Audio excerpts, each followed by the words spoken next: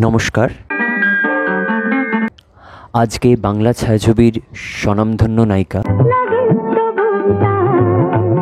Lily Chakraborty ম্যাডামের জন্মদিন। উনি হিন্দি সিনেমাও করেছেন কয়েকটি। অমিতাভ বচ্চনের সঙ্গে উল্লেখযোগ্য সিনেমা হচ্ছে আলাপ। আমি লিলি চক্রবর্তী ম্যাডামকে একটি গান ডেডিকেট করতে চাইছি। তারই একটি বাংলা ছায়াছবি, হাসির ছায়াছবি ভানু গোয়েন্দা জহর অ্যাসিস্ট্যান্ট থেকে। গানটির অরিজিনালি গেয়েছেন সন্ধ্যা মুখোপাধ্যায় এবং সুর দিয়েছেন শ্যামল মিত্র।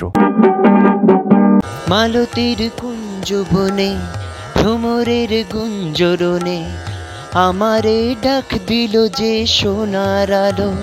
আমি যে ছিলাম ঘুমে আধারের সেই নিঝুমে, কে যেন রাখাল ছেলের বাঁশির সুরে ঘুম ভাঙালো।